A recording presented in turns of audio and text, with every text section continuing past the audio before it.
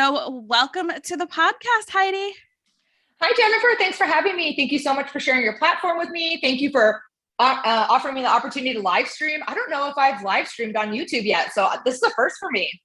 Ooh, we're popping the cherry. Yay! Love it. I'm really excited. I use the word stalking all the time because I've been I love to dig into my guests, and I'm like, it's not the creepy way, I promise. You're researching. I'm researching. Yeah, I'm going to start using that instead, researching. But as I was digging, I found like you have so much play and fun in your business and in your life, it seems like. And I got to know, like, in this moment right now, what's lighting you up? Yeah, I love this so much because actually I've been in business for myself for almost 4 years now. I left my cubicle, my 9-to-5 in 2018 with the desire to write a book about my experiences in the love dating relationship space. I knew I've kind of always wanted to write a book, but I really had like a clear idea of what it was going to be at that stage. Knew I wanted to write like a half memoir and half how-to. And that really launched my, saying goodbye to my job in civil service. I was, it's not like technically civil service, but I worked for the city of Portland. I was a crime analyst there. And like, I had kind of like the trappings of a cushy city job. And I was like, I really have to leave this job because I have to follow my heart and write this book. And so, I've been on a journey over the last 4 years, spent time in the love dating relationship space, and then pivoted into the business coaching space. And all of that time gave me the opportunity to go like, what serves me? Like, what do I like about entrepreneurship? Because I will tell you, in the middle of those 4 years, I got really bogged down in doing stuff that I did not like to do.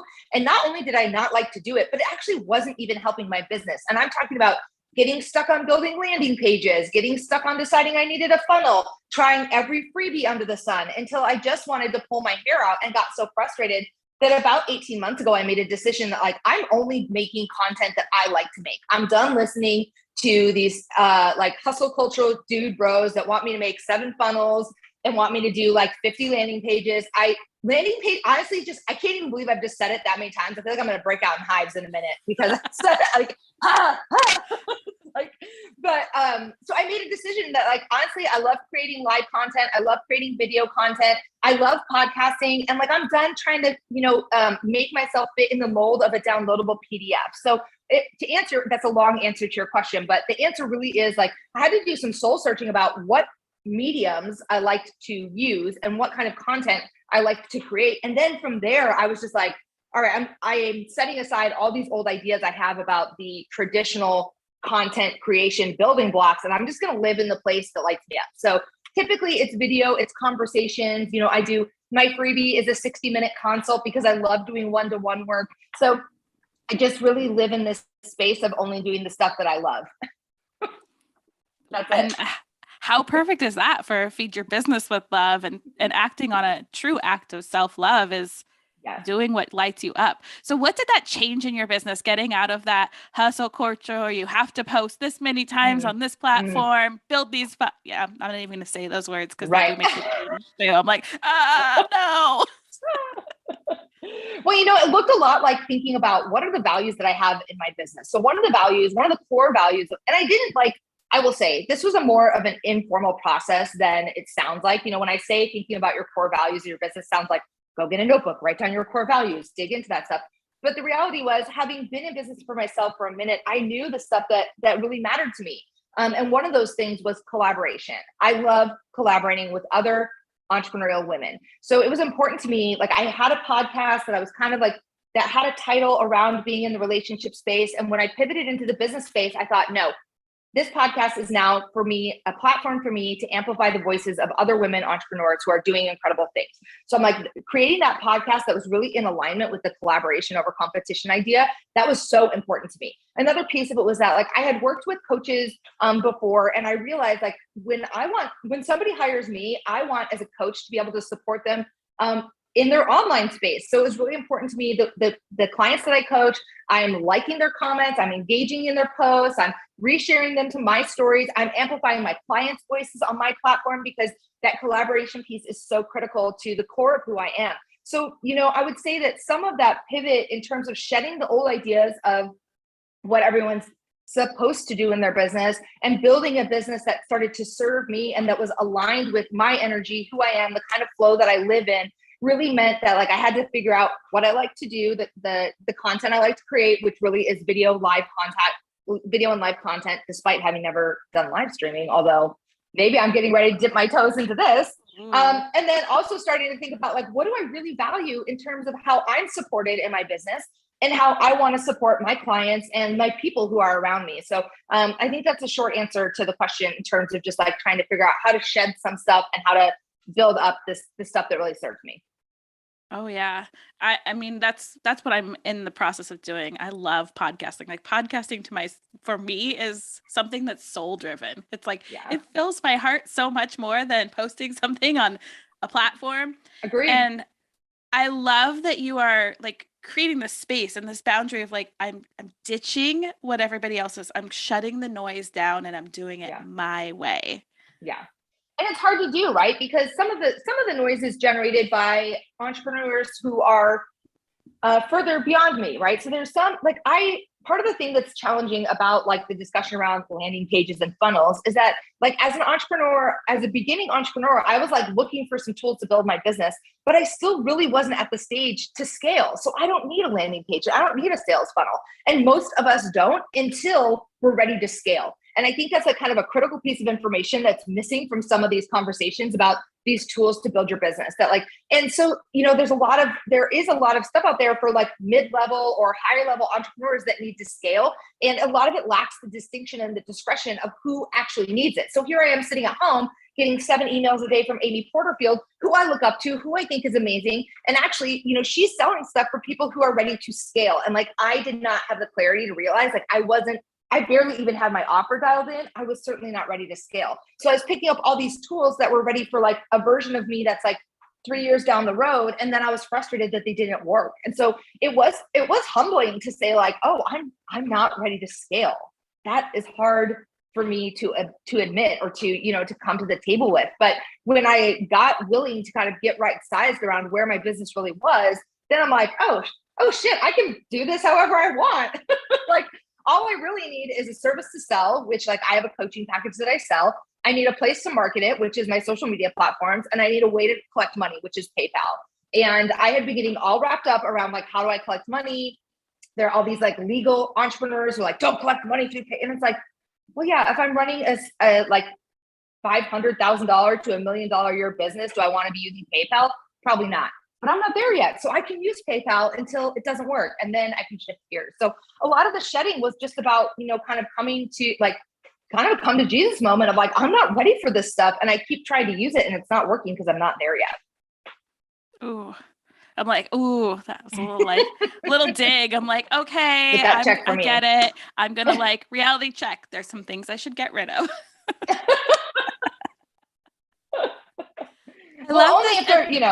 Only if they're not working and you hate doing them. I think that's the combo. If you don't like doing it and it's not working.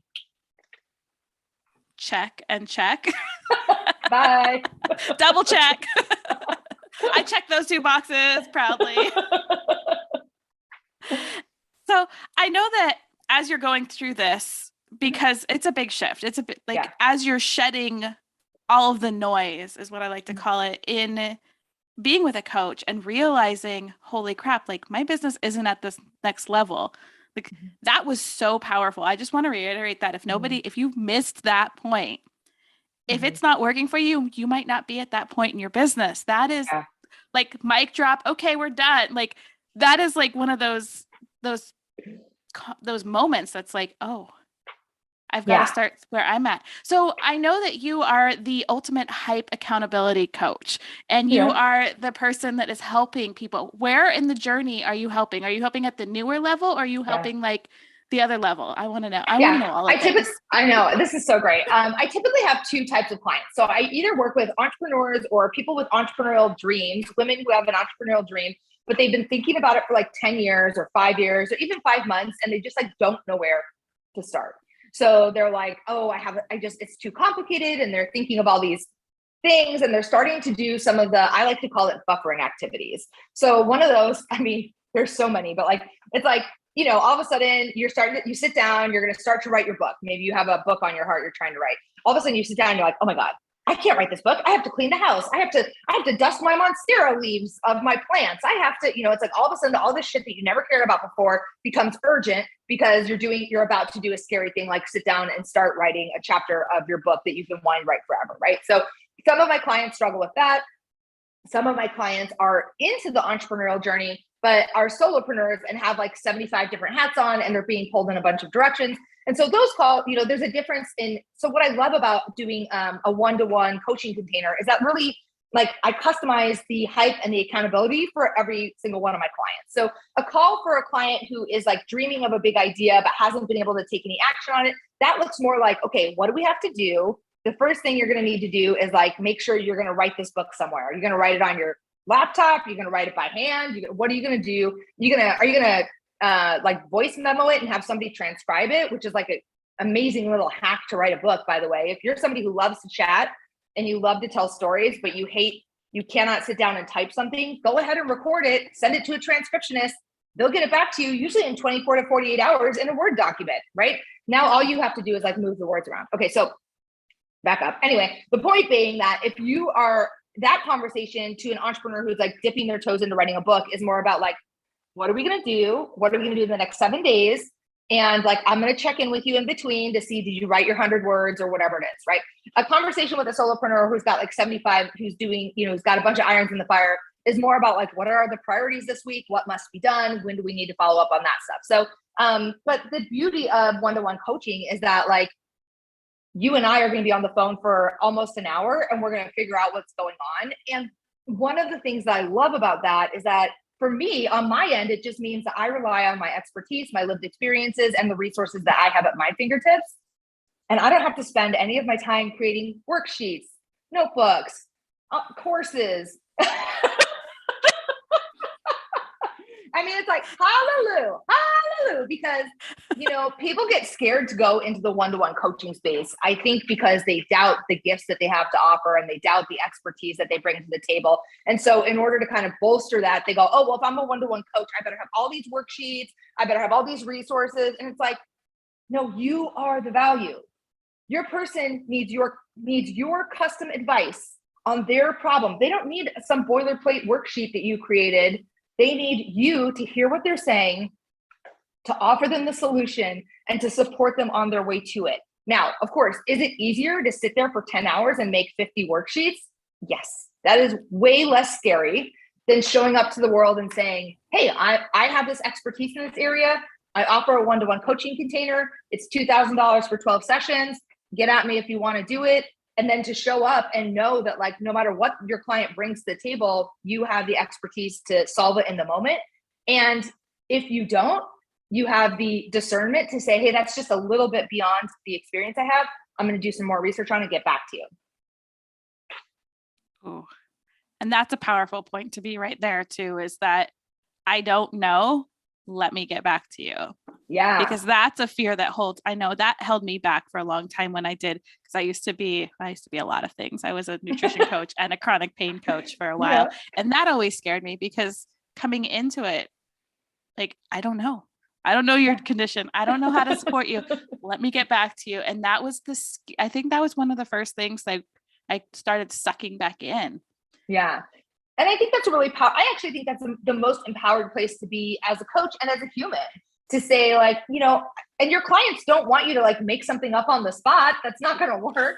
And you don't want to make something up on the spot and just be like, oh shit, I hope this works. Right. Because that's out of integrity. So it's better to just be able to say like, wow, that's just beyond, my realm, but let me find an expert for you, or see if I can send you some podcasts or something. Cause like, that's going to serve your client better. They're going to get better results that way. And it serves you better because you're not sitting there going like, oh shit, I hope that worked. I hope it didn't fucking like make it worse. Oh, for sure. Yeah. And I know that you're a real big fan of the micro strategy to get clear, to move through things. Can you tell us a little bit about like, what is micro strategy? Yeah. So micro strategy is really just like a word that I came up with to describe accountability coaching. And honestly, it's about just like setting some small goals so that we can generate some momentum to hit those big goals. Because of course, like, everybody, I just like to be frank, like most of us are, I would say 95% of us are in business to make money. So almost everybody comes to a coach with a money goal of like, I want to make 100K a year, 200, whatever, 10K months, whatever. And it's like, that's great. I love a money goal. Don't get it twisted. But a lot of times there's so many little things that we have to be kind of on top of in order to meet those goals. And so my zone of genius is being in those smaller spaces of like, what do we need to do to just keep this momentum up? So that even if we don't hit the 10K goal month, like the 10K month goal, and we hit 6, we've got all this momentum on all these other, like all these little mini accomplishments that make the 6 and the 6K still feels good. So I really believe that MicroStrategy is about generating these small wins, keeping the momentum going. Because as an entrepreneur, one of the toughest places to be, I don't know, for me, is when you've got nothing, when you've lost momentum. Yes. And you've got nothing going on and you're like, oh my God, I'm not talking to anybody for sales leads. I'm not really coaching that many people right now. I'm like kind of stuck on what to do with my content. Feels like the algorithm, feels like I'm the algorithm's bitch. Like I can't do anything right on Instagram. Like, so even just like building some momentum in any one of those several places can kind of ease the pain of entrepreneurship, of like feeling like the wheels have come off and you've made the largest mistake of your life. Oh man, I felt that way so many times in the last 5 years. Just went through a bout of it again. It doesn't matter how far along you are. It seems like it creeps back up all the time. It's just such a common, and I think there are a couple of reasons for that. I mean, I think the capitalist lens has us feeling that way, right? There are some institutional reasons that we feel that way. I think capitalism is one of them. I think patriarchy is another one. And then layer on top of that, however, some of us were raised around the familial feelings about whether or not you're entitled or allowed to chase your joy. So there are a lot of layers and a lot of lenses that get us to this place where we think, oh, if I don't make X amount a month, I'm a failure and I fucked it up forever and I'm going to be destitute when I die alone in like whatever, right? So it helps coaching is amazing because it can really help to like walk that back, and it can help to remind you like there are cultural lenses that have you feeling this way that have been in play for a long time. So actually that feeling of fear and terror and whatever, that's actually not, that may be, part of that may really be how you're feeling, but part of that may also be all the lenses that are layered on to the way that you view your business in the world. Oh, I'm like, you went into like my like, yes, culture. Culture is like, there's so many things that we don't realize. And there's things that we bring up as a child, like just in general, like, oh, how many years ago, I was just reading this book, like how many years ago was it that women were actually listened to? And I was really surprised that in some places it was all the way up into the 2000s that women had no power. And I was like, holy crap. So now I'm a woman business owner with all these other things, plus the fact that and I think that you just brought up like a really good point. It's like, there's so many lenses. It's time to start figuring out how to take those lenses off. Yeah. And really to go like, what's mine? What's really mine here? In these emotions that I'm having around my business and around how I relate to the world, how I relate to my business, etc. Like what's actually mine, and what's patriarchy, and what's capitalism, and what's productivity-based success, and what's like 1980s greed culture and like all this stuff. Like, but what's mine, and so I think that's another place where coaching can just be so supportive and so valuable to say like, hey, like, it's okay that you feel this way. And it's also okay that some of these feelings are yours, but some of them are not yours to be had. So like, let's release those as well. Let's set those aside and see what we can do with what is actually yours. So it's actually changing your relationship with yourself. Truly. Yeah. And honestly, it's a lovely circle back to the idea of feeding yourself and your business with love and compassion. What's mine here? How can I hold a compassionate heart and compassionate space for myself and acknowledge that all of these lenses, I didn't choose them necessarily, right? Some of them, I may have chosen a few, but like some of them have been here long before me, and hopefully they won't be here much longer, but who knows, right? So I really think that compassion for self and for our businesses is actually at the core of building a feminist business. I personally think of my business as a feminist business because I do everything I can to be inclusive and to have a business that's collaborative. I purposely structured. There's actually an incredible book out there called The Feminist Economy. It's like a little yellow pamphlet, or maybe it's The Feminine Economy. It's like a little yellow. It's very thin. It's very readable. It's like a lot of diagrams. I love it. It's colorful. And it really outlines like the features of a masculine business and a feminist business. And I've been like really intentional about trying to make sure that I do what I can to build my business in a feminist business space because it's important to me because my values are aligned with that. Yeah. I love that. And it's all about relationships. And I love that how you've brought in your, the past when you were focused on relationship into the business. And I know you have your own book, Relationship Ready, How I Stopped Fucking Randos and Started Cupcaking My Soulmate. Like, okay. Yes, that title just like speaks to my heart. I'm like, okay. I'm just like, I need to know more. Like that made me want to buy it. Good. Like, yes, I mean, I'm so glad. I will send you a copy. It's available on Kindle, Audible, and paperback, so you can get it in those 3 formats. But the title was a tough one to navigate because there was a large part of me that was saying like, oh, okay, if I want this to be a mainstream publication, which I did self-publish. I dabbled in the idea of getting a traditional publishing deal. I did not have enough patience, time, energy, resources, etc. for that. So I decided, fuck it, I'm publishing it myself. And as I started to kind of grapple with the title, originally the title was something very boring, like Relationship Ready Dating Prep 101 or something like that. It really was not like, it didn't speak to me and it didn't reflect the experience that's in the book. I mean, for me, I wrote that book because I had these experiences in the love dating relationship space, and I knew how isolated I felt when it came to love dating and relationships. It very much seemed like everyone else in the world had gotten like a manual on how to do it correctly, and I had missed out. And it felt a lot like I was the only person who had missed out. So my why around writing the book was like, if even one woman reads this book and feels seen, like that's enough for me, right? And so as I started to kind of like mess around with the title, I'm like, none of these titles are really hitting. Like nothing really reflects how this felt until I got honest and said, this has to be the title, Relationship Ready, How I Stopped Fucking Randos and Started Cupcaking My Soulmate, because that was really my experience. And it was probably riskier to put the term cupcake in there than the F word, because people are always like, what's cupcaking?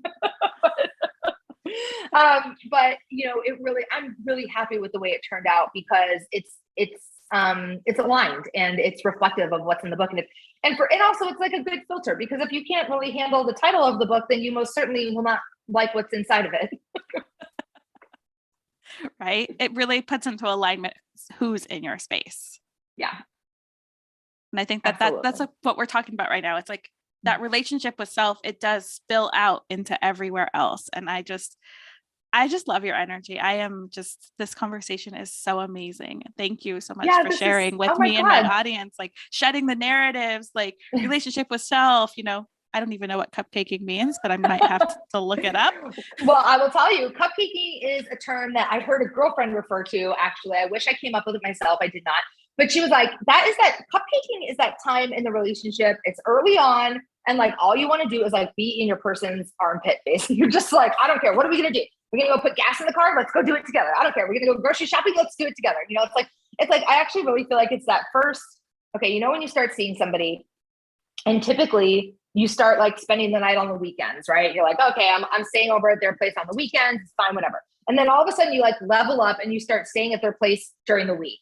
And that first morning that you stay at their place during the week and you have to like wake up and go to work, you're like, what? Why do I have to go to work? I just want to be here with my person all day. Like, shouldn't there be like some kind of like federally mandated cupcaking leave that I can take? Can't I call my boss and just say, sorry, you can't come to work, I'm cupcaking? It's just like, that when it's a little bit like the honeymoon phase when you just like want to be right next to your person, So that is the technical description of cupcaking for you. Oh, so that I could be cupcaking myself to move up in my business. Yes, you could. Exactly. Where it's like, I'm just going to do what's good for me. Oh, I love that. I hadn't thought about it that way. That's juicy. See, every time I'm like, oh, relationships, because I'm like in this whole like go inward self thing. I'm like, yes, can I be my own soulmate? Yes, you can. Can it be stop fucking randos, like all the rando thoughts in my head, and start cupcaking myself? Yes. Oh my God, I'm living for this analogy. I love it. Please run with it. It's perfect.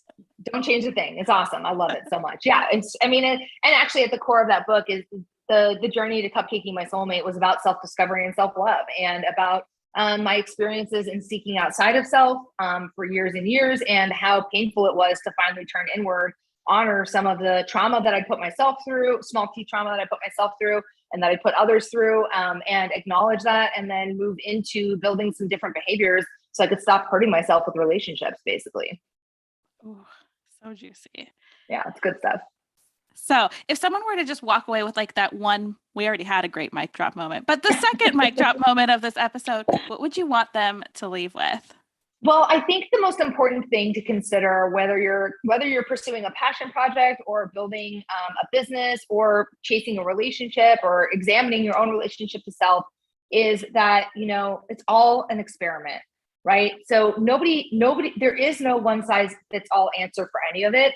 All of it requires taking some kind of action, assessing how that action went, and then pivoting or and then like maybe pivoting or maybe sticking with it. So, the thing I would just say is like, it can feel scary to not know what you're doing or to do something that you're like, oh, I'm not, especially I feel like entrepreneurial women are inclined to be like those gold star A++ students, want to get the paper perfect, all that stuff. And it's like, perfectionism kills more dreams than failure ever could. So get comfortable with the idea of like, this is an experiment. I'm just trying this out. It doesn't mean anything about me. Doesn't mean anything about how smart I am or how capable I am.